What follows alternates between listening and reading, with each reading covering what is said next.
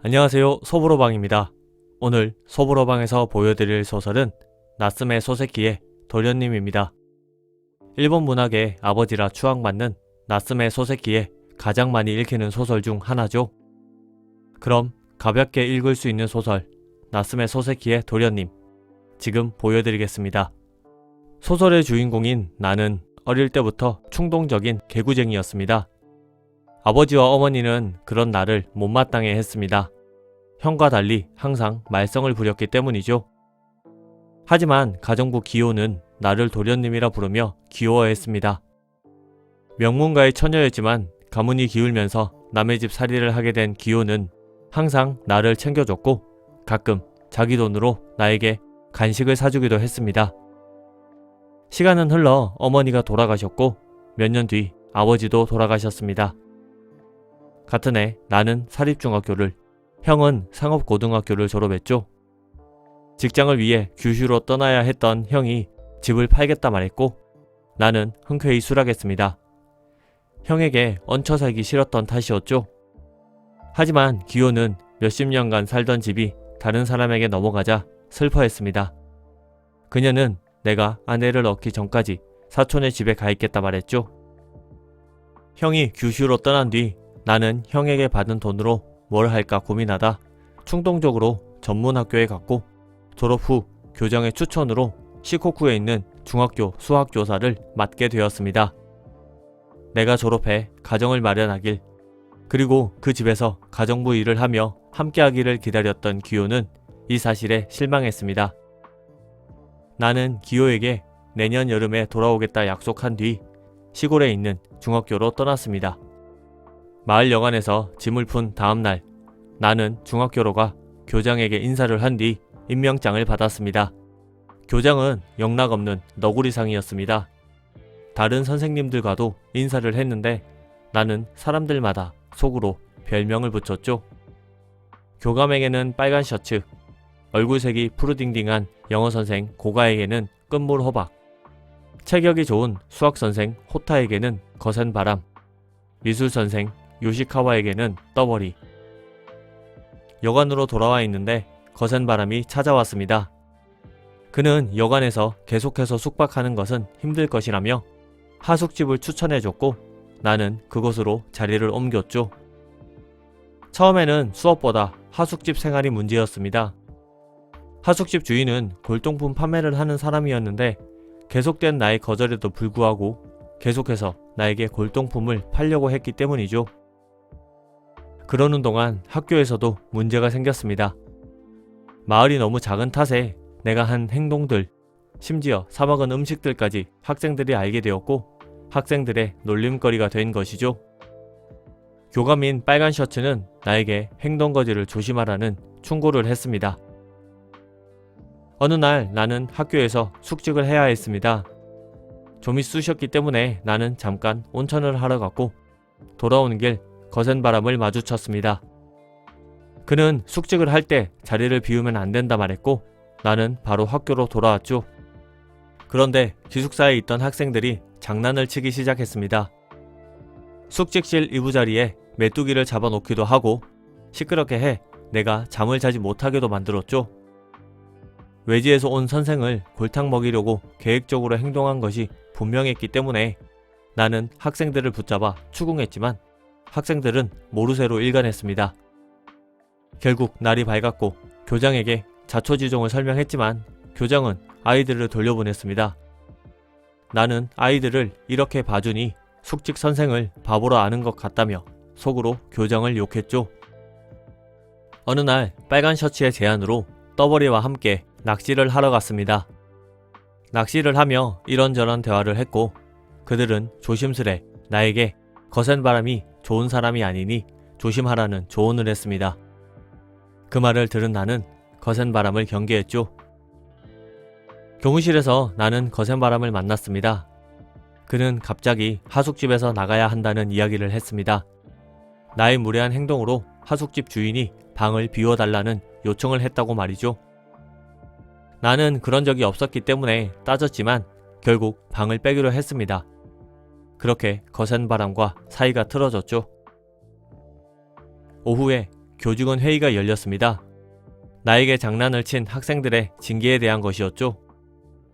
문제를 키우기 싫었던 교장은 학생들에게 관대한 처벌을 하자 제안했고 빨간 셔츠뿐만 아니라 다른 선생님들도 그 말에 동조했습니다.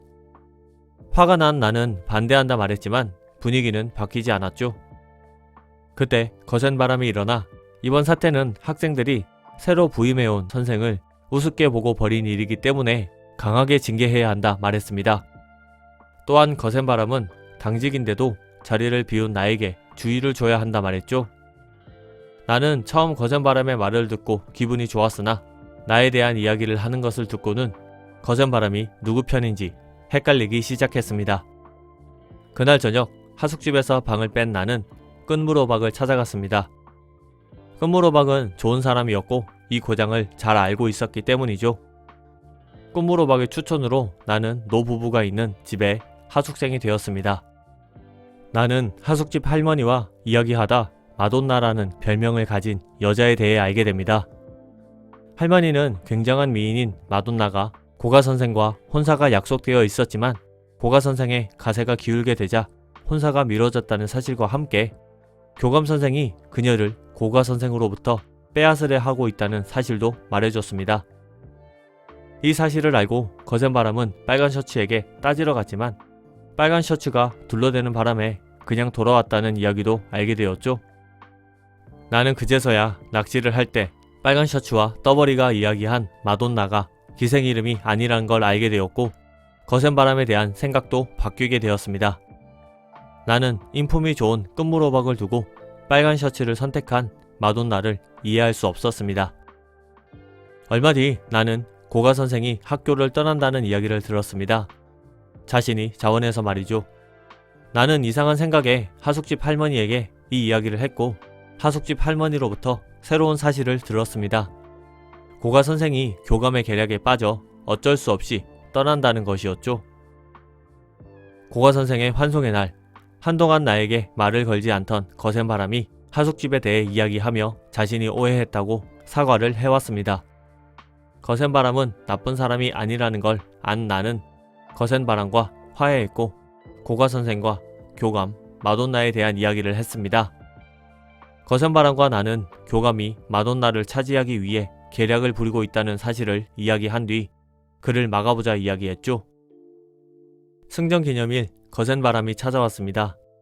그는 빨간 셔츠가 몰래 기생을 만나고 있다며 학교 선생이 기생을 만나고 있다는 사실을 이용해 망신을 주자 제안했죠. 나는 흔쾌히 그 제안을 받아들였습니다. 그런데 거센 바람과 함께 축제를 보러 가는 길, 중학교에 다니던 빨간 셔츠의 동생이 거센 바람을 찾아왔습니다. 사범대 학생들과 싸움이 났다며 학생들을 말려달라는 것이었죠. 나와 거센 바람은 학생들의 싸움을 말리다 싸움에 휘말리게 되었고 결국 경찰서까지 가게 됩니다. 다음날 마을 신문에 선생들이 학생들의 싸움을 부추겼다며 선생들을 추방해야 한다는 기사가 났습니다. 거센 바람은 학생들의 싸움과 신문 기사까지 빨간 셔츠가 자신을 내쫓기 위해 동생을 이용해 만든 계략이라는 걸 알게 되죠. 교장은 사태를 무마하기 위해 거센 바람에게 사표를 제안했고 거센 바람은 사표를 냈습니다. 거센 바람은 마을을 떠나는 척하며 빨간 셔츠가 가는 기생집 앞 여관에 자리를 잡았고 나 역시 그와 함께 빨간 셔츠가 기생을 찾아오길 기다렸죠. 며칠 뒤 나와 거센 바람은 기생을 만나러 온 빨간 셔츠를 발견했고 그가 밤을 지새우고 돌아가는 길 그를 붙잡았습니다. 거센 바람과 나는 그에게 기생집을 다닌다며 비난한 뒤 계란을 던지며 혼쭐을 내줬고 경찰에 신고하고 싶으면 하라 말했죠. 다음날 나는 학교에 사직서를 두고 거센 바람과 함께 마을을 떠났습니다. 마을을 떠나는 동안 경찰이 찾아오지 않은 것으로 보아 빨간 셔츠는 자신의 체면을 챙긴 듯해 보였죠. 나는 그 길로 기호가 있는 집으로 갔습니다. 나는 취직을 했고 집을 구해 기호가 폐렴으로 죽기 전까지 함께 지냈습니다. 도련님은 쉬운 문장으로 구성되어 있고 사건 위주로 전개되어 쉽게 읽히는 책입니다. 하지만 사회 풍자에 대한 내용을 담고 있어서 가벼운 소설은 아니죠. 이 소설에서 도련님은 기호가 작중 화자인 나를 부르는 명칭입니다. 여기서는 제대로 담지 못했지만 소설을 읽으면 나를 사랑하는 기호의 마음이 그대로 느껴지는 따스한 소설입니다. 나스메 소세키의 입문서로 불리기도 하는 소보로방에서 보여드린 도련님이었습니다. 영상이 마음에 드셨다면 좋아요, 구독 버튼을 눌러주세요.